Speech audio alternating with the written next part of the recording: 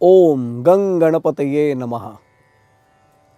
सध्या तर गणेशोत्सवाची धामधूम सुरूच आहे. पण आपण सगळेजण गणपतीचं पूजन हे फक्त गणेशोत्सवाच्या काळात नाही करत. गणरायांचं पूजन हे प्रत्येक कार्याच्या आणि त्यातही मंगल कार्याच्या प्रारंभी आवर्जून केलं जातं. या संदर्भात अनेक संतांची प्रमाणं आपण उद्धृत करू शकतो, त्यांची प्रमाणं आपण सांगू शकतो. सर्वच संतांनी त्यांच्या वाङ्मयाच्या प्रारंभी गणरायाचंच तर वंदन केलंय. प्रारंभी विनती करू गणपती विद्या दया सागरा, अज्ञानत्व हरो निबुद्धिमती दे आराध्य मोरेश्वरा. ही प्रार्थना ह्या श्लोकातली सर्वांनाच माहिती आहे आणि सर्वांची आदराची भावना आहे. समर्थांनी देखील मनोबोध जो लिहिला त्या मनोबोधाच्या मागे जी भूमिका होती ती समजण्यासाठी प्रारंभी कोणाची प्रार्थना केले? गणरायांचीच प्रार्थना केले. गणाधीश जो ईश सर्वा गुणांचा, मूळ आरंभ आरंभ तो निर्गुणाचा. याच श्लोकानं मनोबोधाचा प्रारंभ केलाय. ग्रंथराज ज्ञानेश्वरीच्या प्रारंभी देखील गणरायांचंच स्तवन माऊलींनी केलंय. 2 ओव्या पाहिल्यानंतर हे सहज लक्षात येतं. ओम नमो जे आद्या वेद प्रतिपाद्या, जय जय स्वसंवेद्या आत्मरूपा, देवा तूची गणेशू सकलमती प्रकाशू, म्हणे निवृत्तीदासू अवधारी जोजी.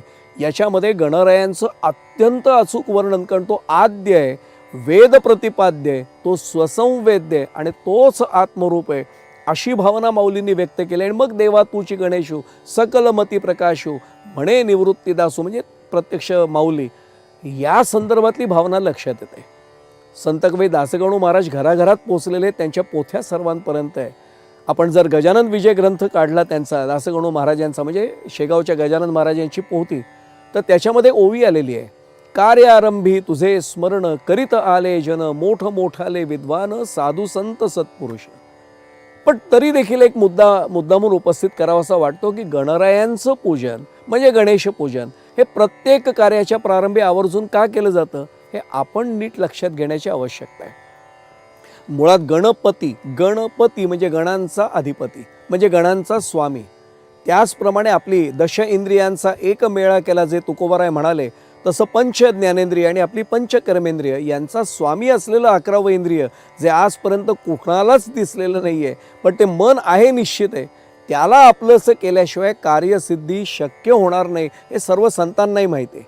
म्हणून हे मन स्थिर केल्याशिवाय ध्येयपूर्ती शक्य नाही आहे. तुकाराम महाराज, जे जगद्गुरू विश्ववंद्य संत तुकाराम महाराज म्हणून आपण त्यांना म्हणतो, आधी मन घेई हाती तोची गणांचा गणपती सांगून गेलेत. याच्याही मागची भूमिका हीच नेमकी आपल्या लक्षात येऊ शकेल. आपलं मन अत्यंत अस्थिर आहे, अत्यंत चंचल आहे. ते जोपर्यंत स्थिर होत नाही तोपर्यंत कार्यसिद्धी शक्य नाही. म्हणूनही गणरायांचं स्तवन हे केलं जातं. एक श्लोक आपल्या सर्वांना माहितीच आहे. कार्यारंभे विवाहे च प्रवेशे निर्गमे तथा संग्रामे संकटे चैव विघ्नस्तस्य न जायते. याच्या मागचा लौकिक अर्थही सर्वांना माहिती आहे. कार्यारंभे म्हणजे कुठल्याही कार्याच्या आरंभी, विवाहेचे विवाहाच्याही आरंभी, संग्रामे संकटेचैव त्याच्याही आधी, प्रवेशे निर्गमे तथा कोणत्याही म्हणजे गृहप्रवेश असो नाही तर कुठल्याही आश्रमातला प्रवेश असो, आणि आश्रमातनं बाहेर पडताना म्हणजे वानप्रस्थाश्रमात जाताना सुद्धा गणपती रायांच्या गजाननाच्या प्रार्थनेशिवाय, त्याच्या कृपेशिवाय हे शक्य नाही आहे. आणि म्हणून पुढे म्हटलेलं आहे की संग्रामे संकटे चैव विघ्नस्तस्य न जायते. विघ्नच निर्माण होऊ नये कार्यामध्ये, म्हणूनही नेमकी गणरायांची उपासना केली जाते हे आपल्या सहज लक्षात येईल.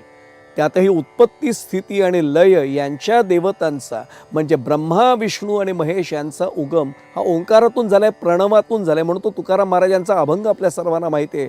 ओंकार प्रधान रूप गणेशाचे, हे तिन्ही देवांचे जन्मस्थान. आणि पुढे तुकोबारायांनी छान वर्णन केले.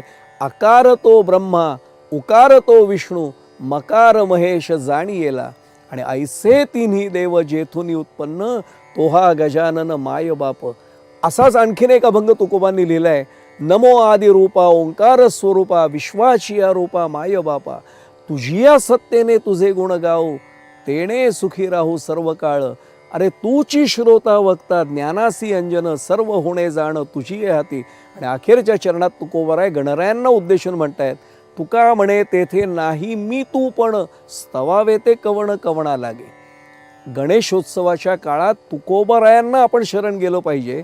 ही जी तुकोबांची भावना होती, अद्वैत अवस्था तुकोबाराय अनुभवत होते, की तुका म्हणे तेथे नाही मी तू पण स्तवावे ते कवण कवणा लागे. ही अवस्था आमची आली का तर आम्हाला खऱ्या अर्थाने म्हणता येतं की आम्ही प्रत्यक्ष तुकोबारायांच्या म्हणण्याप्रमाणे गणराय आणि आम्ही एक झालेलो आहोत. ही अवस्था प्राप्त व्हावी यासाठीच खरं तर गणरायांना आपण शरण जाणार आहोत. की गणराया, जी अनुभूती तुकोबारायांना आली की तुका म्हणे तेथे नाही मी तू पण, अजूनही मला जर वाटत असेल की गणराय समोर आहेत, ते मूर्ती रूपाने आहेत, माझी भावना अशी आली पाहिजे की ते आणि मी एकच आहोत, अशी भावना आली, अशी अद्वैत अवस्था आली की खऱ्या अर्थाने गणेशोत्सव साजरा झाला. ही कृपा गणरायांनी आमच्यावर करावी, ही भावना त्यांच्या चरणी व्यक्त करतो.